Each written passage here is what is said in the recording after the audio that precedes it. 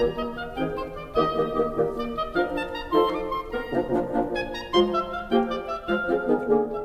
right, welcome everybody to Accendo Reliability. This is Fred Schenkelberg. And as you know, and as you've probably noticed, I see lots of folks that are regulars into these events. We like to start on time. And so let's get going. So I'm going to talk about the mission, vision, and the business model for Accendo Reliability. It's a question I've received numerous times. And it's one that I sat back a couple weeks ago, or actually a couple months ago, and looked up what did we write down? What was the idea? And how consistent has that been since we've gotten it going? And so I wanted to share that and get a recording of it so I could use that on the site to help answer those questions in a more thorough way. So let's dive right into it. If I can get my cursor to work. There we go. The mission, now I have, as many of you know, I have a military background, and the mission was take Hill 42 or whichever objective we have. And a mission is often stated as a measurable, tangible thing that you want to achieve. And some are more tangible than others. Like if the mission was to earn $1 million, well, then you can measure that, right? I don't know how much value it would be with inflation and so on, but it is what it is. Now, sometimes the missions are more subtle than that, and we'll get into that as we get into the presentation. The vision is, where are you going? What's the idea here? And I'm going to talk about what was the genesis of this whole thing and what was the concept, and are we there yet, or are we on the way to achieving what we set out to achieve? And I'm not real sure about that. And that hopefully that'll become clear as we get into it.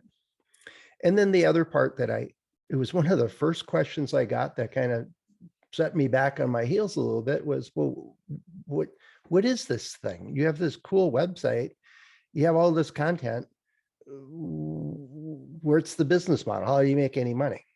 Well, we'll get into that and what the idea is, but it wasn't something that was obvious right from the start, what the business model was. And it wasn't overt. And we'll talk about some of the ways that we're different than other organizations or other types of things that are out there.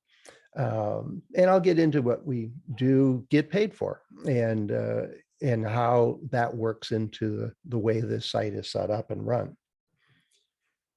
But when I first set this out, I did mission, vision, and business model, and it kind of rolls off the tongue. And I've heard that phrase many times, the mission, vision type thing. But I thought, what comes first is the vision.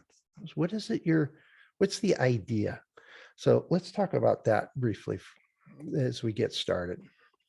So the vision statement, or what the easiest way I've heard it described and have described it to other people, is to help us as a community, as a large organization or a cohort or peers or working professionals or whatever you want to group us as, basically as reliability engineers or reliability engineering managers.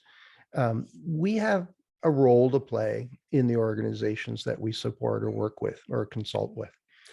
And part of that is to use the wide range of tools and activities that we encompass into reliability engineering in order to make a process or a product or whatever just work better, to work better over time, I should say, to be more reliable. And what I have found is that there are a range of different organizations that are trying to write books or create certifications or characterize what it is we do, yet they tend not to move the ability of what we do in reliability engineering forward and to improve it. I also have found, and most of you know, that the MTBF has been around for far too long. And I have the No MTBF, NO MTBF website that started really as a, well, somebody said I had a lot of interest in that, so I should make a website. So I did, but that still gets a lot of traffic. And the idea there is similar to what we're doing here, is moving the art forward, helping people that are just getting started, or helping people maintain their edge, or to encourage development and discussion of what we do in the field of reliability engineering and the related fields.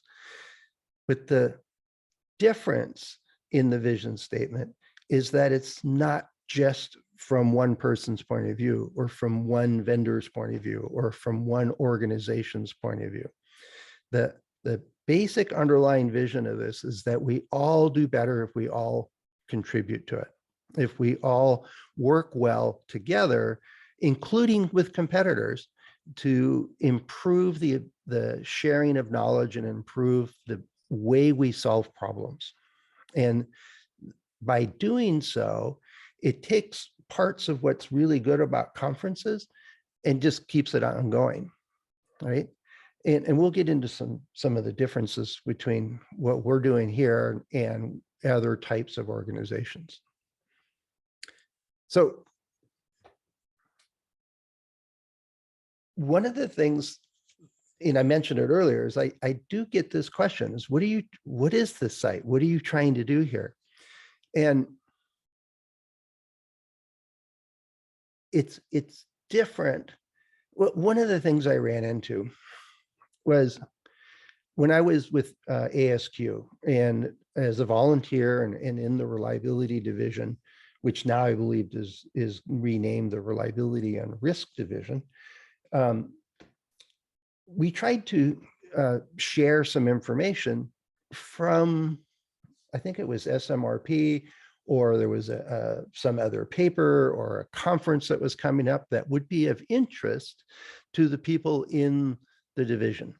And we were chastised from the corporate-ish group, the central body of ASQ, saying, no, you can't advertise things that we don't offer, right? And I think it was a course or a conference or something like that. If we were sponsoring that conference or course, and we and ASQ would make money doing it, then it was okay to advertise it.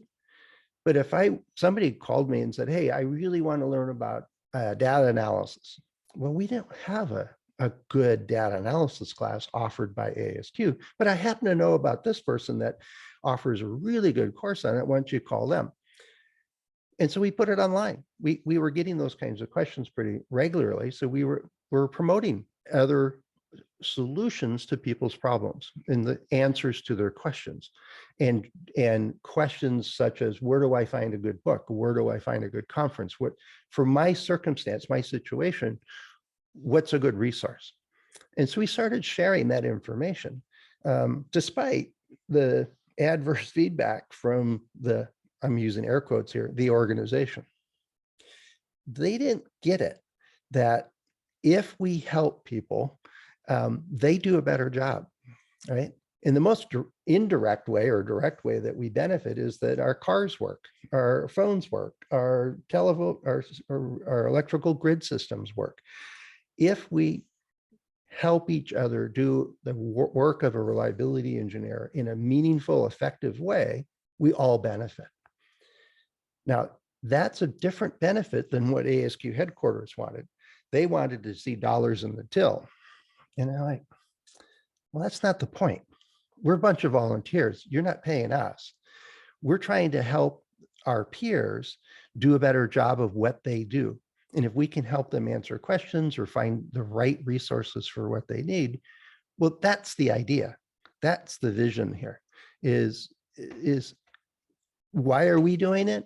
It's because organizations like professional societies, we're not doing that. And so that kind of got this concept going. Now, I've had some history with this, and when I was at Hewlett Packard and even before that, of working in peer groups or in forums or discussion groups or regular ad hoc meetings that we supported each other.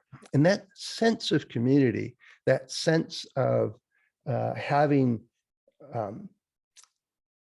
not just one person to go to, not a mentor, but a group of people to go to that you could trust their opinions. You could get good information from them. And it was not biased. It wasn't tainted by, well, the solution I'm going to give you is one that I make money on.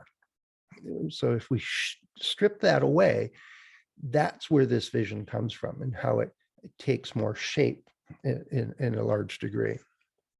Now, what I was, and so I was telling the one of the things we wanted to share when I was with the reliability division was that there's a whole lot of activities. There's hundreds of conferences that are of interest to reliability professionals.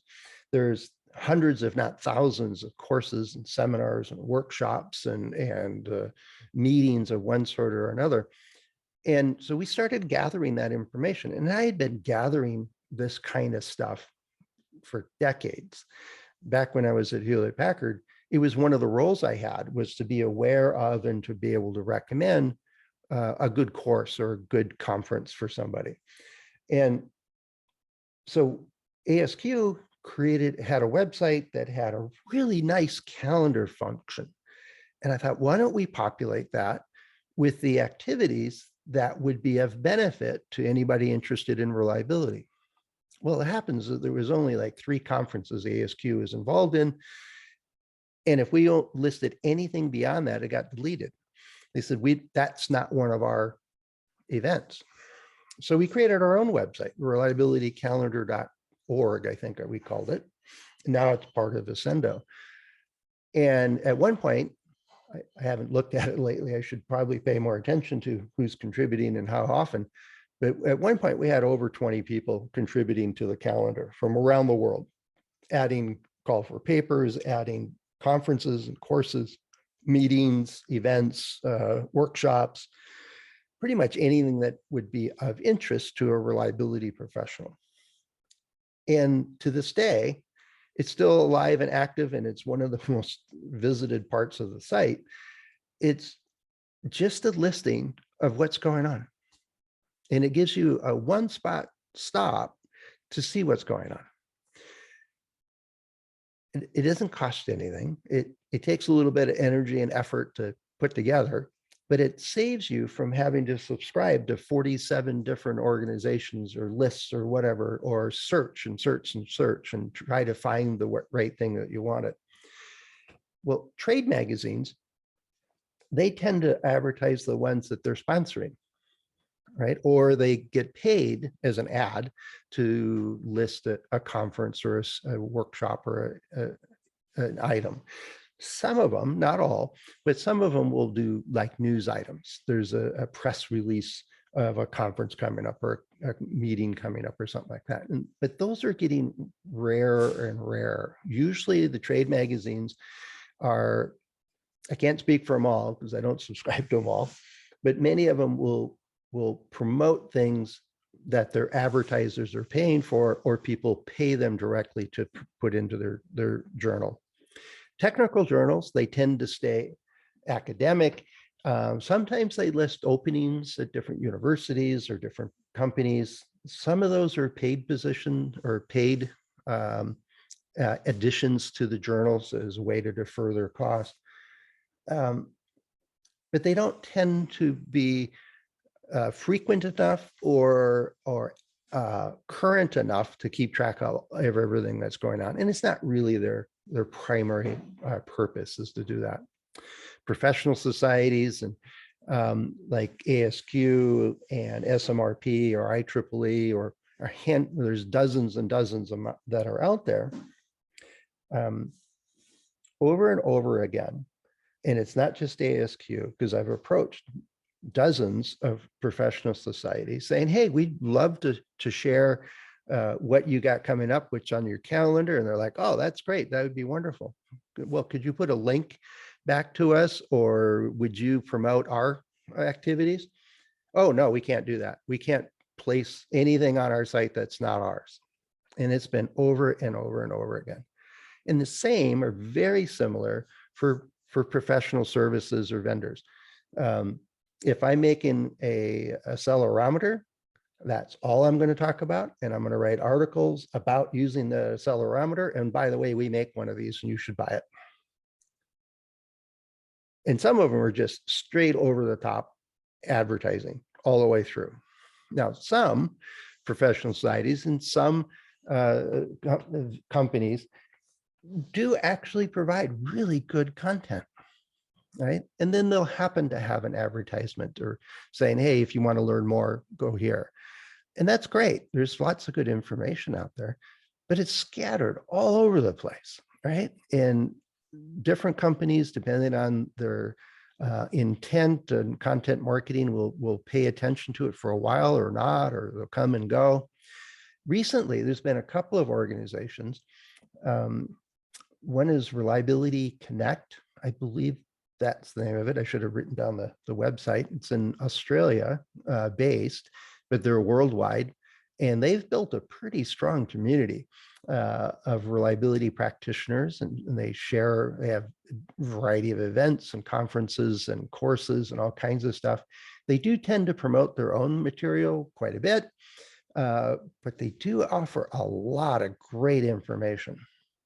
The other one is hosted by Upkeep, and they make a CMMS or software package, but they have a community. I think they call it the maintenance community.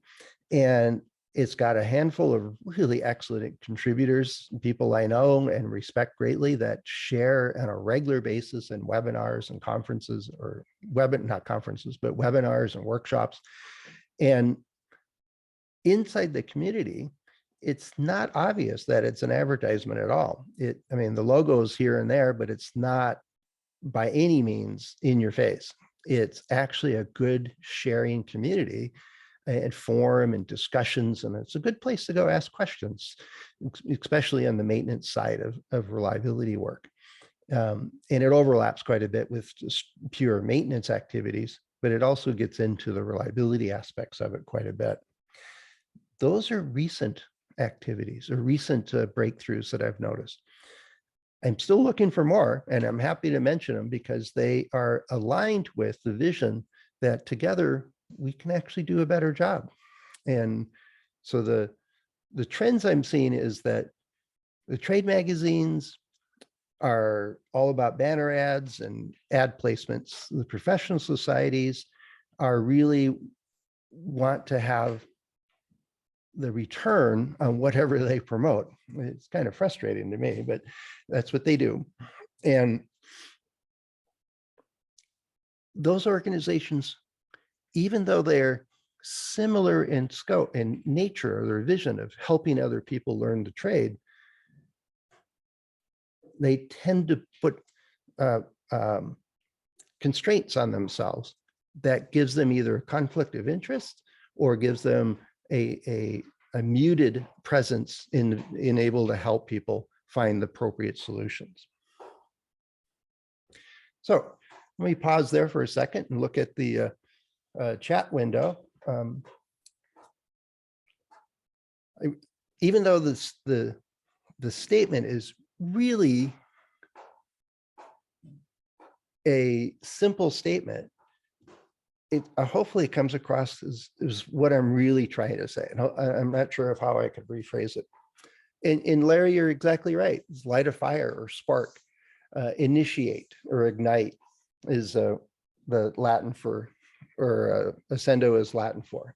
And that was very deliberate, is to help people continue to what's the right way? The site would provide illumination on a range of different topics and ideas and concepts that are built into reliability. Okay. All right. So the mission, and this is usually, in my mind anyway, it's how you enact the vision? How do we get towards creating this mission? Technically, it's supposed to be measurable, and there's all kinds of rules in the business world for how you write a mission statement, all those kinds of things. But let's see how mine holds up. There's two parts. One of them is to provide professional development material, is to help people answer questions. How do I set up an X bar, an S chart, an SPC? Or how do I analyze the stack of data? Or how do I make a comparison between two things? Or what's an appropriate way to assess a program? How do I make improvements to the program that we have? What are techniques for failure analysis? Has anybody seen this kind of failure before? That kind of information, and it ranges from the very discrete, how does this piece of metal work in this environment, all the way through all the data analysis parts and statistics, all the way up to management and working with the C-suite, and how do we work across supply chains and all of those other aspects of it. We also provide content that obviously is on risk management or on quality engineering or quality management. And we also do a little bit on safety. But they're all overlapping with what we do in the reliability world and reliability programs that we manage or operate or are a part of. But it's also a place for people to go to, well, how can I brush up my skills to improve my contribution and my career? How can I do better at what I'm doing so I'm more valuable in the marketplace? How can I come up to speed quickly with what's going on in reliability? Well, Accendo is really aimed at providing that kind of content. Now, the other half of this mission statement is to provide a platform, a spot for contributors, people that create content, that they find an audience that's already looking for them. And the idea is that in order to have content from many voices, which is part of that vision, then it needs to be a place where many voices can provide their content. And so it's a way for people to reach an audience. And for some people, it's a ready-made audience. It's already there and they find a welcome home. Others, they still have to build an audience because they're coming at it in a more technical way, and they're a little bit ahead of the common visitor to the site. Or they have a niche area like just metals and metal failure analysis. It's fascinating. I love the imagery that comes out of those papers, but if you're working in polymers, then it's not that relevant. But the techniques and the approaches that are used are certainly transferable. And so there is a wide spread of different content contributors, and some of them are overlapping. There's a handful of us that are all writing about SPC or data analysis, but from different points of view and different ways of breaking down a problem or moving forward with what we're trying to achieve. And the idea is there's not a strict this is what you have to write about. We're not creating a schedule of articles and saying, right, on Tuesday you should write about this, or on Wednesday next month we're going to all write about this. It's individual blogs or individual content and podcasters and so on that are creating their own content. And some will thrive better than others depending on what their content is and how it resonates with the audience. But and there's coaching, and there's some, use more white space, add some subheaders, imagery, things like that. We'll try to encourage people to write well for online. But the idea is that it's a platform or a site that allows many, many different authors and contributors to contribute. And on the other side is it's freely available for folks to come find that content, the vast majority of that content. And so that's the mission, is really two parts: provide good content, provide a platform. Now, the idea of the story was a handful of us, us being a handful of consultants that were writing. We were writing blogs or trying to use this concept of content marketing, which is that you share good information and people get to know, like, and trust you. But if you're only doing that yourself and writing even one article a week, which does take time, as any of you that have tried writing know, and are regular, especially when it's on a weekly basis, is that takes time. And you have to get in a rhythm and sit down and have that schedule or discipline to actually write on a regular basis. And then the better your content, the more it actually is practical and useful and helpful, the more comments and feedback and return visitors you get and so on, and it grows.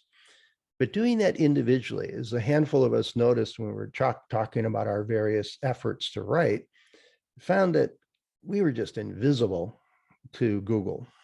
I mean, writing once a week, and even if it was the perfect content, the site itself doesn't have a lot of credibility and compared to, say, Wikipedia, for example. And so we just were on page 28 on search results and hence just not seen.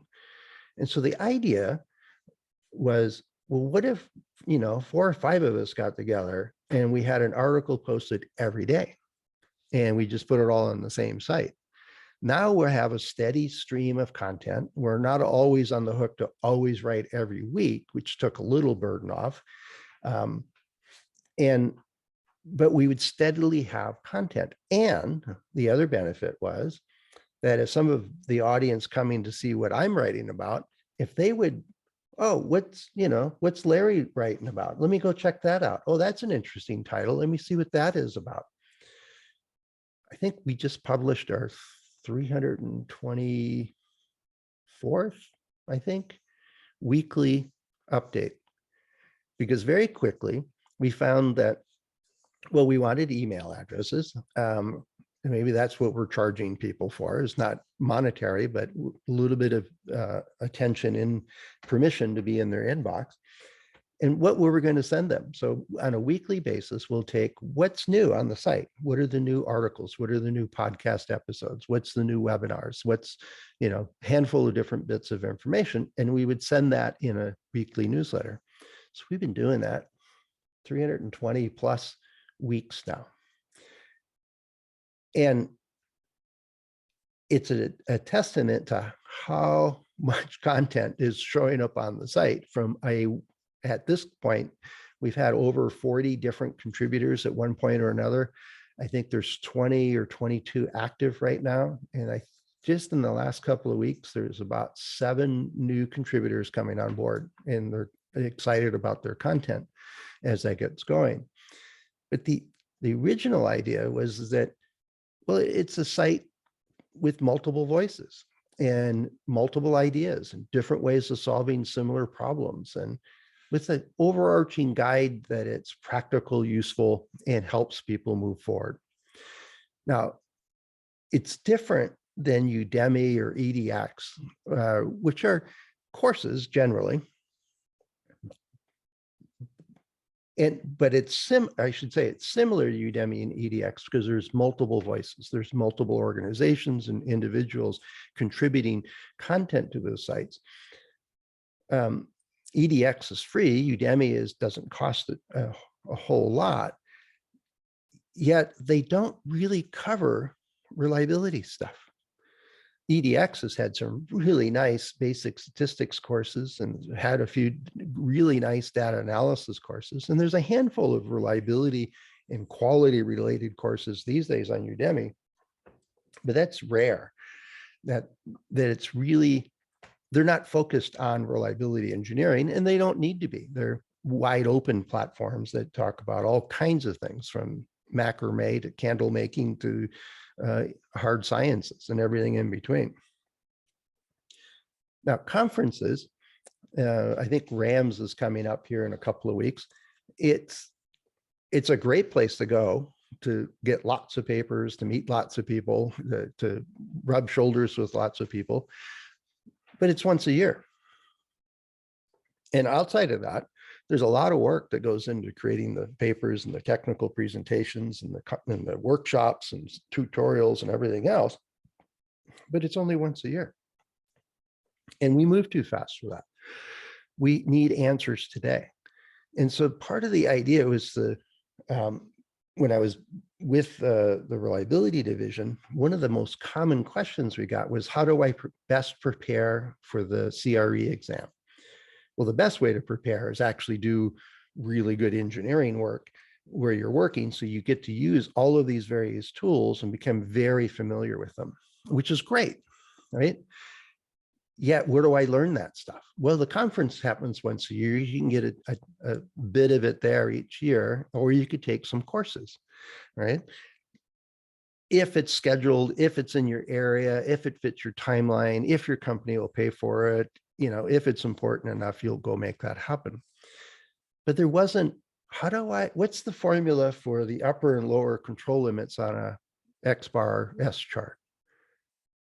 I don't need to wait 6 months or a couple of weeks to go to a conference and hope somebody has a paper on that, or take a course that's going to cover every aspect of SPC, but I only want that one formula. Well, where's a place that you can find that in similar type questions? And so that part of the mission is to create that site, to make that happen.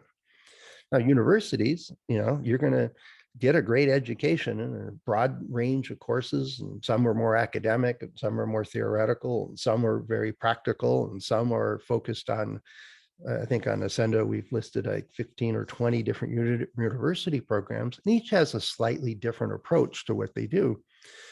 But that's quite a commitment if you just have a handful of questions or you want to become aware of what's going on in the industry. And so the mission takes a little bit from each of these different parts of the world of how we do professional development and makes it a bit more casual. It makes it a lot more accessible and helps you find the information. And if you don't find it directly, just ask. There's contact forms and email addresses all over the site. And we do get questions just about every day, and multiple questions many days, of what's a good approach to this? What's the right way to sort out sample size for XYZ situation? How do I approach my boss to do this? The questions span the gamut. But if you send a question to EDX, it's unlikely you're going to get a quick, meaningful answer. And each of these have different pluses and minuses, but we're a little bit different than all of those. All right, so back to that idea that we do better together, right? And together we're learning. And the idea is that if there's regular, steady content that's good, practical, and meaningful and helpful, then the site gets found more. People come to the site because they know, like, and trust the site and its many contributors, and they can find information that they're looking for. Google notices that and then sends more people to the site because they get the impression, rightfully so, I believe, that the site is actually useful for people that are looking for the types of questions that bring people to the site. The other day, I was looking at the Google Analytics. There's 182 pages that rank at the top of the listing if you search for some key phrase that's related to that particular article. Now, there's thousands of pieces of content. Not every page or article or episode ranks really well, but a good number of them really do. And it always amazes me is what does rank so high. And some of the highest trafficked content is why I mentioned the SPC control chart, upper lower limits, is an article that talks about how to calculate an X bar S chart. It ranks really well and gets a lot of traffic for risk management strategies. A very simple article listing 4 different ways you can think about risk management. It gets thousands of visits every month and has for years. I really don't know why. but Google likes it. People that visit that page tend to stay on it and follow the links off to other places and do all kinds of other good stuff, which is all great. But as the site grows, it gets more trust. And the trust is in the site and in its contributors. So the contributors get more traffic and comments and engagement, and it encourages them to write some more. Now, as I've noticed over the last couple of months, is that's getting noticed, and more people are saying, hey, how can I be a contributor there? How can I join this conversation? And so hopefully that continues as a virtuous circle. Now, how sustainable that is over the long term, I don't know. But right now, it seems to be working and taking off all by itself. And so it's exceeded the expectations that I had some 5-10 years ago for this. All right, so what do you think? Let me take a look at some of the comments. Agree with the assessment of societies and business models. Yeah, I don't think that was the original idea of professional societies. I thought it was, let's get together and share what we're doing well, what questions we have, look for the networking types of connections we have at evening meetings or at through the newsletters that the societies would put out. But somewhere along the line, they built a shiny building someplace, and they found out they had to pay money to keep it going, and so it really turned into a business process where they had to create money to pay for the building that they built, and not necessarily in service of their members.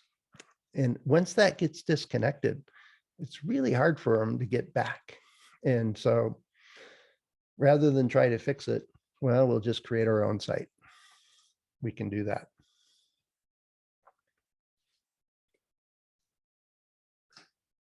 Yeah, seeing a couple of comments of the content is curated. Yeah, the LinkedIn groups, you never know what you're going to get there. And half the times, if they're not monitored real closely, they're just flat out ads. Yeah, the weekly updates, I mean, at first it was just a way to bring some light to the range of different articles and content that was being put up every week. I think recently we've been doing 10 articles and 10 episodes, a handful of other items that are in there, but the content's pretty, well, it just keeps coming, and there's lots more to learn, a lot more to read about. But I find what I hear from folks is that they'll go through that list like an index, basically, and saying, oh, that catches my eye. Let me read through that a little bit. Let me take a look at that. But others are saying, oh, I should write about that. That's a similar topic to something I'm interested in. Maybe I should go work on that. Or, this is an interesting idea, or I never thought of that. I get comments like that about the weekly update. And I think that's the idea, is that part of our professional development is learning what we don't know. And so this inadvertently, it wasn't the intent when we started it, but it's turned into a way to be aware of the larger scope of what we do in reliability engineering.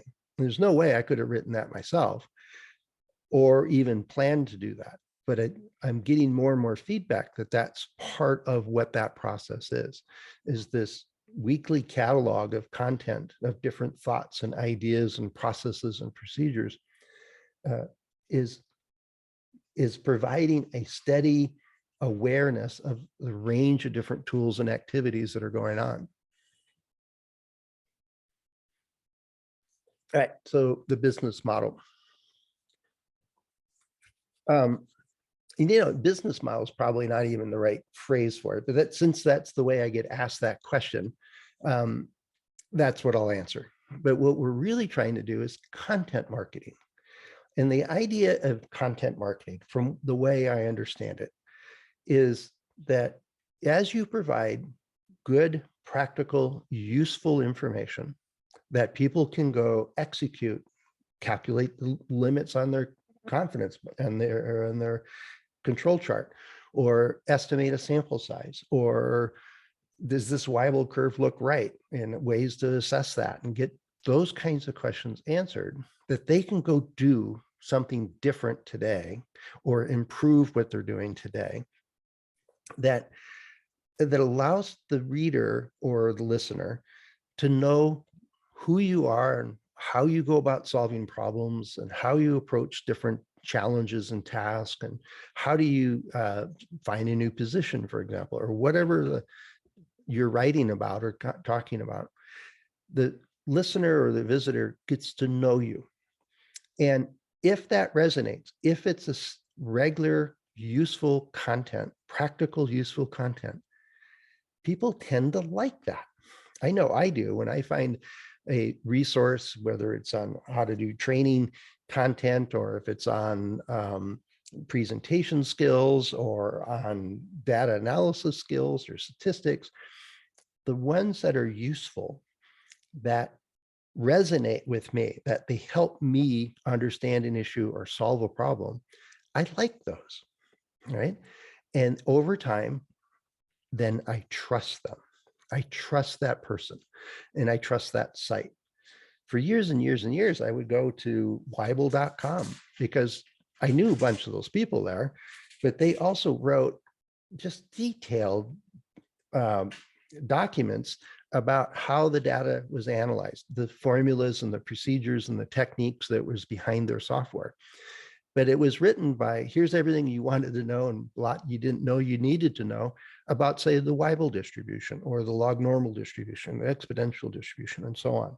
How do you determine goodness of fit? When do you use a least squares type of process versus a maximum likelihood type process?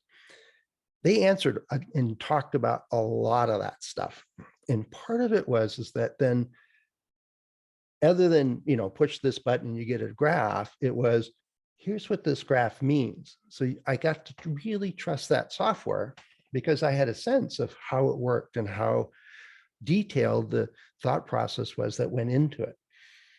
Was it perfect software? No, but it had this difference than a handful of the other software vendors are out there that didn't write about these things, didn't provide this kind of content.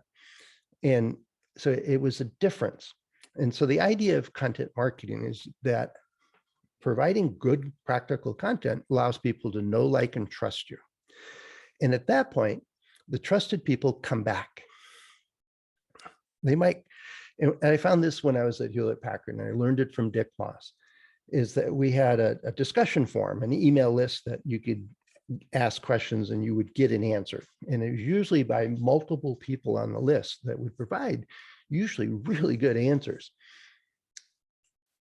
And what we found is that if we help people always get an answer and get good information, that discussion forum was the place to go ask questions because you knew you were going to get a good answer. Now, for every 100 questions that was asked there, 1 or 2 of those would turn into a small project. And where I was working at Hewlett Packard, we were in a corporate group, but we were basically consultants inside the company. So we had to have projects at some point. But the biggest projects we got started as just free questions, help people find answers. Then there would be 1 or 2 small projects that wouldn't take very much and didn't cost a whole lot. And then a fraction of those people would turn into those great big projects that would turn into what paid the bills for our organization, for the group I was in. But when I started tracing those, and it was the same thing Dick Moss said, is that people need to know you first before they're going to engage you and buy your book or take your course or hire you as a consultant. And so the idea with content marketing is to provide great information that allows people to know, like, and trust you. Then they will decide to work with you, right? It's not because we sent some great sales copy. It's not because we strong-armed them into buying our software. It's because we've built a relationship with these potential clients or potential customers such that they felt good about doing a transaction with us. And so the idea is content marketing. It is not banner ads, definitely not banner ads. So the overall idea, when I roll this back from our business model back to what's the values, what are we kind of guiding principle here? Well, number one is be a service, right? And I think it was Greg Hutchins in conversations over the years, he would often say at some point, so how can I be a service to you? How can I help you? And it was genuine.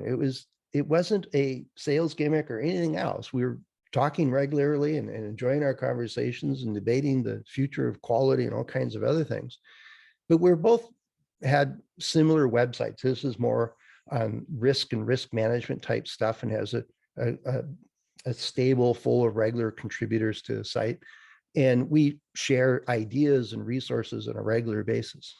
But part of it is this genuine, how can I help you? How can I help you do your job better so that you're more successful in whatever way that makes sense? And so when it comes back to Accendo, it goes back to what Dick Moss and I talked about almost 30 years ago now, is make sure that when somebody has a question, that's a sense of vulnerability for many engineers to say, hey, I'm not really sure how to do this, or what's the right resource for this, or how can I learn more about this, is make sure they get an answer, make sure they get a response. And sometimes that takes prompting the appropriate people to do it, but it's also not a opening for a sales pitch. You don't have to pay to ask a question on Accendo. And the intent is that you will get an answer, and it won't come with a sales pitch. It's, you need an answer. I happen to know this, or I know somebody that knows this. Let's make sure you get a good answer and then move forward. That's the idea of what I mean by be of service, right? If there's somebody comes and says, hey, I need 200 hours of your time over the next couple of months. Well, be upfront. Well, that's a project, right? That's different than a question that it'd take me 10, 15 minutes to answer, or to find somebody that can answer it, or guide you to a particular article that answers the question. Yeah, we're not going to give away everything. We don't have time to do that and keep the lights on. But basically, if you got a question, you're probably going to get an answer, right? If it's going to take a PhD thesis level of effort to do it, well, then we need to talk money, because that's beyond a quick question. That's beyond a simple, where do I go next? How can I learn this myself? If you want you want a consultant to do it, at some point they're going to say, we got to charge you for that. And so to be clear on that. So as the site is developed, I wanted it to be different than a trade magazine, and I wanted it to be different than a professional society. So no banner ads, no paid promotional pieces on the site. Every day I get public relations companies and content and marketers are emailing saying, hey, how much does it cost to place an article on your site? I am writing all about how to exercise now that it's the new year. I must have got 6 of those messages this morning from different groups. They never looked at Accendo. They don't know. Hadn't realized that we don't offer exercise advice, right? Now, if you're talking about how to make a Peloton more reliable, yeah, that might be an interesting article. But selling a quick diet fad type idea article really doesn't fit with Accendo. So, but they're in the game of just paying to place their article and their links on other sites. Like, no, we're not doing that. The other part is email and email lists and so on. It's used strictly as intended to let you know there's an article up, or the weekly, the monthly webinar listing. Here's what's coming up next month for webinars. Here's the weekly rundown of what's new on the site. And I don't know that, other than like for the webinar, it's automated, you get reminders. I don't know that we, not selling them, not giving them away, not, you know, doing all these other things with it. We really try to lock down that you won't get spammed by some ad marketing folks, because we're not selling that. We're not doing that. What's the other?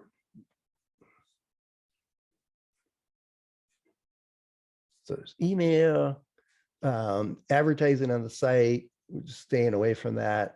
We did explore being sponsored, a couple sponsored podcast stuff, and it just never really clicked, either for the audience or for the contributors, the people putting these things together. It just didn't fit with the style of the site.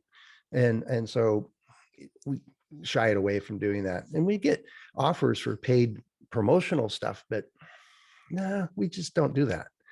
I don't think it's necessary.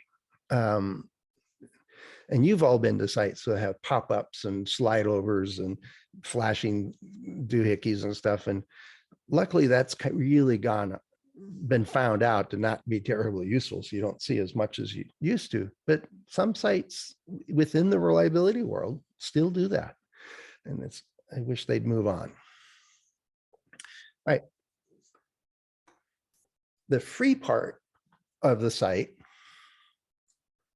I just thought this was a cool image. So I thought, let me take, since I was looking at people with glasses, well, this is just kind of cool, different.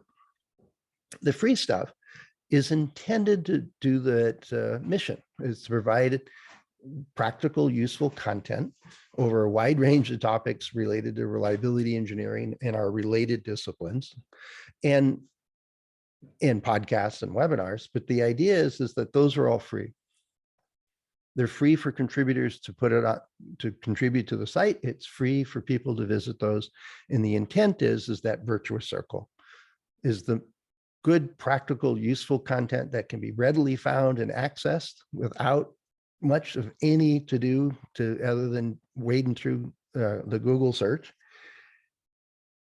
allows people to find the site, find good content, get to know us, get to know those contributors, and then build that trust. And so that's the free part. Now, the membership site part of the site,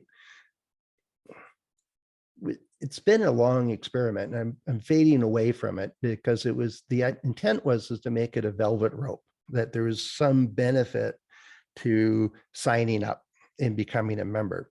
And there are some ebooks and other resource pages and webinar recordings and a handful of other bits and bobs that are only available to members. Now, membership is free, so it's still just free content. But what it does is it gives us a tally of how many people are logging into the site. What are they interested in? What are the types of things that people are finding? It's a mechanism for us to find email. And in the weekly newsletter and on the website, we often run a survey or a poll. And it's a way for us to get to know the audience more so that we can make changes and look for different aspects of what we're doing and make improvements.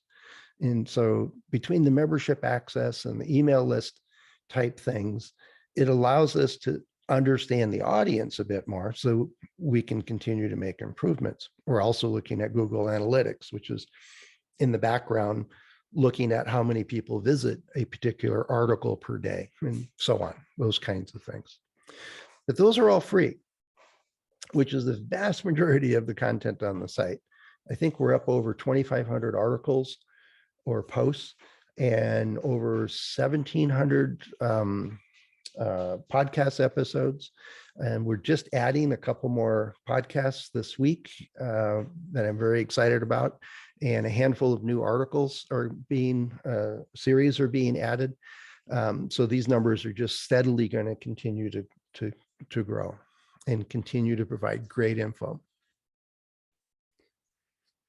And the paid part of the site, because we do have to pay fees to keep the website running, and I pay for the podcasts, and the webinars are large file sizes and lots of downloads and movement of data.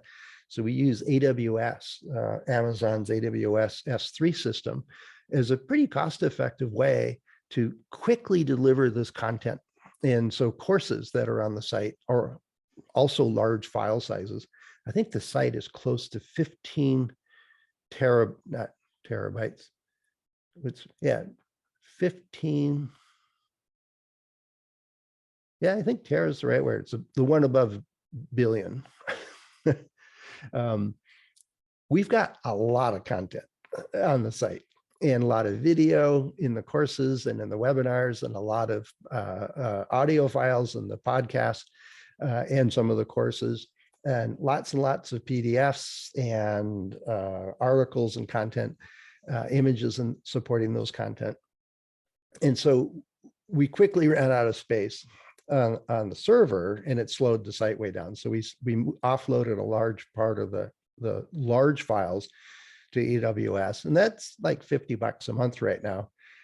The site has its own fees to maintain the host. There's a bit of security that goes on it to make sure the site stays active and wards off denial of service and other types of attacks that it sees.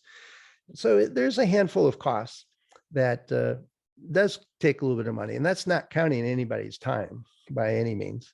Luckily, my wife helps a lot with the promotion of the articles and newsletters and stuff like that.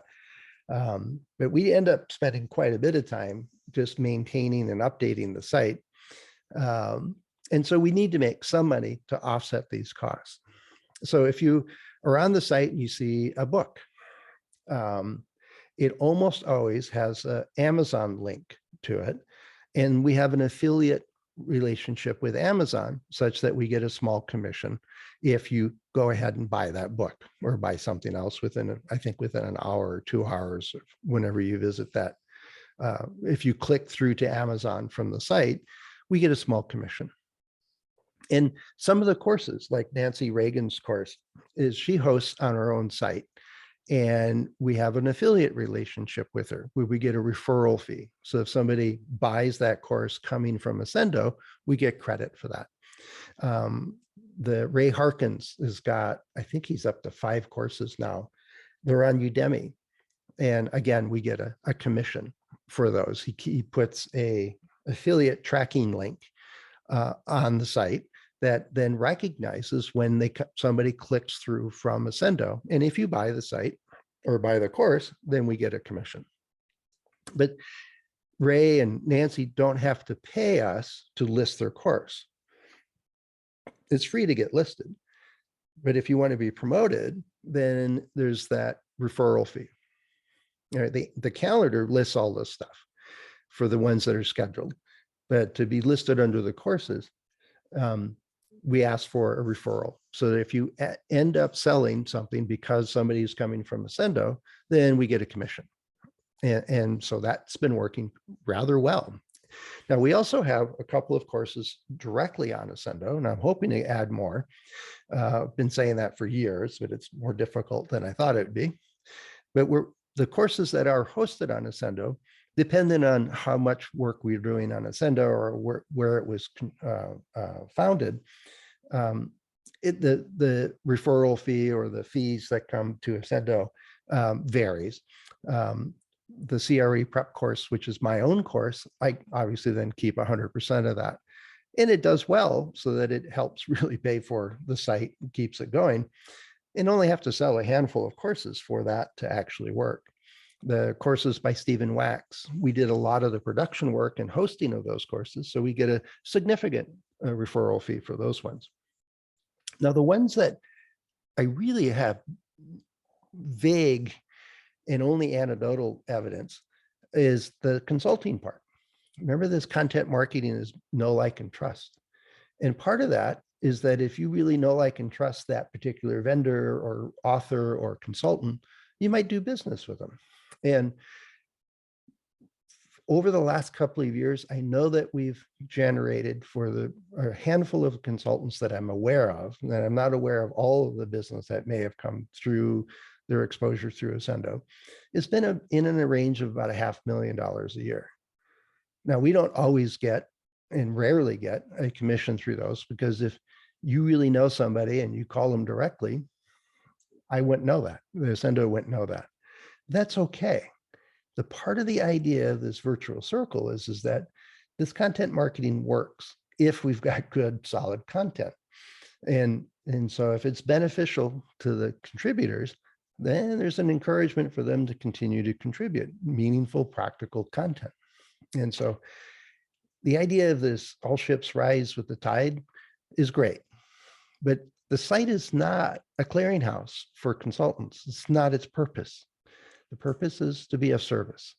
And that's really the gist of what we're trying to do here. All right. So let me take a look at some of the questions. I know I covered a ton of info about the site. Hopefully all that made sense or didn't sound too repetitive. Let's see. I see people in our field talking about the secret approach. Yeah, there's been a raft of consultants that have their own technique or their own proprietary approach, whatever. And you break it down a little bit and go, oh, you're doing data analysis with a Weibull curve. Wow. Why do you call it the Imperius method or something? It sounds so mysterious. Or what was the one? There's a handful of folks that were suggesting they could do a halt test and do a parts count prediction on your electronics board and give you a time to failure distribution or expected lifetime or reliability estimates from that. And then when querying them about it beyond the claims, well, what supports that? How do you know this? Well, we can't tell you, that's trade secret. Well, it doesn't lend a lot of credibility to the technique. We are an engineering and scientific method-based, type people in this field. And trust me, it's secret. Yeah, I really don't have much time for that. Yeah, and I agree with you, Keith. Yeah, we need to make a living. We need to keep the lights on and keep our K95 masks handy and things like that. But I think there's a great way of doing that by just helping other people. And what goes around comes around has been a long time philosophy of my own. And it's not unique to me by any means, but I found that it works, that the people that are truly in service to others tend to do well. And it's just, the comments and feedback I get from the site on a regular basis of how much of a difference it's making for folks, that's rewarding. That's why we do this. So, and Larry's asking about the publication and web maintenance, so you can help. Yeah, I've been working on a contributor's guide, how to set up stuff. And there's some practical things just to get a content on the site. And I know, Larry, we've been going back and forth with some of the Latin characters and words, particularly notorious of not really respecting the ASCII format for characters.